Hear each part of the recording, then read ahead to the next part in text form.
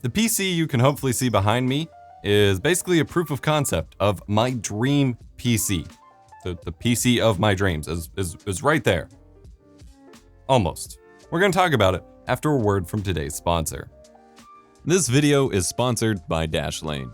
With more and more and more data breaches leaking passwords online, it's more important now than ever to make sure every account you use has a unique and secure password. Easier said than done, right? Keeping up with unique, complex passwords for every site you visit is unrealistic. Dashlane saves and autofills all of your login information on your websites, so you never have to hit forgot password ever again. It can also autofill your payment information, so you save time searching for your wallet and typing it in over and over. Dashlane even works across all devices, so next time you get logged out on mobile, it's ready to go there as well. Try Dashlane free on your first device using my link in the description below, and also automatically get a 30-day free trial of Dashlane Premium, no credit card required at sign up. I'm EposVox, and this is just another PC building video. This is more of a PC building concept because I'm not really building it necessarily. It was mostly already built when I picked it up. This is a server rig from Wendell over at Level 1 Techs. This is the Epyc 7402. This is a Rome era CPU, server grade CPU in the Gigabyte MZ32-AR0 motherboard, which is a phenomenal motherboard. And this pretty much checks every box on my dream PC configuration of what I would want for my workstation. I used to dream of, big dual CPU builds and things like that, and most of those needs have kind of gone away with how modern hardware has developed, but there's still a lot of advantages to this server grade hardware. So again, you're looking at that Gigabyte board, but you're also looking at a ton of expansion and a ton of options that actually would benefit my workflow and what I have been trying to shove into other rigs for a long time. So currently in this rig, I have 3 4K capture cards, 1 USB expansion card, since this motherboard has very little onboard USB or anything like that, a 10 gigabit networking card, and a dual slot graphics card. And I would actually have the option of adding another card beneath that graphics card. It has a PCIe 3.0, because most of these lanes are 4.0. It has a PCIe 3.0 slot that's called the OCP mezzanine slot, which would actually allow me to add another, a 10 to 40 gigabit networking card up here in this little empty section, which would free up another slot for me to add more capture cards. Or the expandability goes even further if you use some of those quad HDMI cards that have just come out. You can fit NVMe RAID cards in here. There's also 4 U.2 NVMe breakout cables, which would support a lot of NVMe if you actually break it out. There's 2 onboard M.2 NVMe slots, and there's SATA and things like that. This also supports 8-channel memory with up to 2 terabytes of system RAM. It's amazing. This is a 24-core, 48-thread processor, runs very cool, has a ton of performance compared to my 7980XE I was running, the Ryzen chips, 8-channel memory, 24 cores, 48 threads, 128 PCIe 4.0 lanes. What's not to love? Well, you may notice that there's an AMD Radeon card in there. That's the 5700 XT. There is actually a weird issue with the onboard graphics because it is a server motherboard that has a lot of really cool stuff like IPMI to remote manage the system, which will also even record what the system was showing like in video form right before a blue screen or a crash.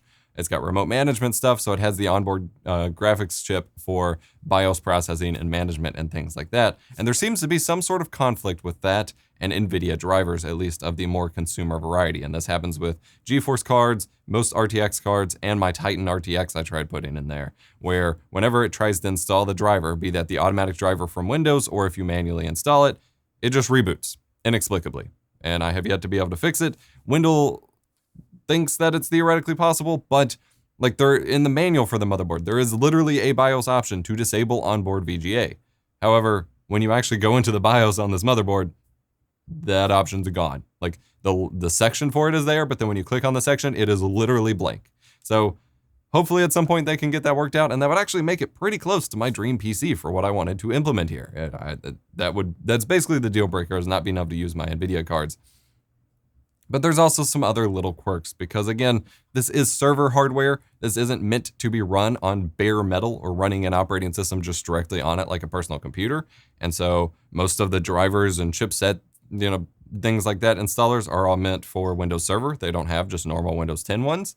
and, you know, a lot of the compatibility for just direct, you know, operating system use versus something like Unraid or an actual server, you know, Linux build is very hit or miss and is going to be a little touchy. Combine that with the fact that it is a lower clock speed, typically runs about 3.5 gigahertz. We've already seen some numbers quoted for Threadripper, which you'll hear about later this year. It's a lot of performance left on the table if you don't need specifically server hardware. And that is why I'm not entirely going with this, because I was actually, I'd basically just stole this from Wendell. I was considering making this my main machine. Like, I was very sold on it, but I wanted to, you know, it was much smarter to hold off until we learn about Threadripper. And I do think between the performance and the fact that there is some compatibility here, that even though I'm not going to get this kind of I/O and expansion on Threadripper, especially since Threadripper doesn't even have the same amount of PCIe lanes, I think it's going to be a better choice. And if I need a separate capture rig or something at some point, so be it. But in terms of a proof of concept of my dream workstation computer build, keep in mind my workstation does video editing and streaming, video rendering, 3D rendering, you know, photo editing, capture from multiple sources. I can't just use the same capture card for everything. I have capture running for multiple cameras, multiple PCs, multiple consoles all at once. I need very, very fast NVMe storage, 10 gigabit networking, all of that. A pretty good proof of concept for my dream workstation PC, even if, you know, doesn't exactly meet, you know, it's not going to be what I switched to, but it was very cool to get to try this out, test it with the, you know, Puget Premier benchmark and things like that, and just wanted to share it with you guys. This is a look at the server hardware and the kinds of things that are pretty insane and possible, but they're designed to be thrown in a server rack somewhere with a bunch of expansion cards for server grade workflows and not desktop. I do hope we see, you know, there were originally rumored like 3 different chipsets for Threadripper. There was a TRX 40, TRX 80, and WRX 80, which was a workstation class, which was supposed to have those 128 PCIe lanes. I do hope whenever we do hear more about that, that we get that extra workstation chipset. It does have those extra PCIe lanes, and maybe we'll get more motherboards like this, which will allow me to drop, or, you know, to switch and have all of the IO that I dream of. But for now, we're going to keep an eye out on the future for some upcoming Threadripper stuff, I hope. We'll see.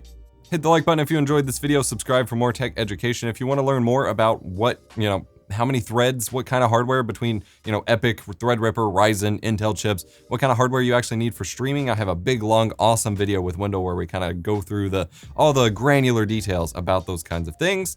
And stay subscribed for future stream guides, including hardware just like this. I'm Fox, here to make tech easier and more fun. Subscribe on Floatplane for early access to videos and behind the scenes content, and I'll see you Thanksgiving week for some more details.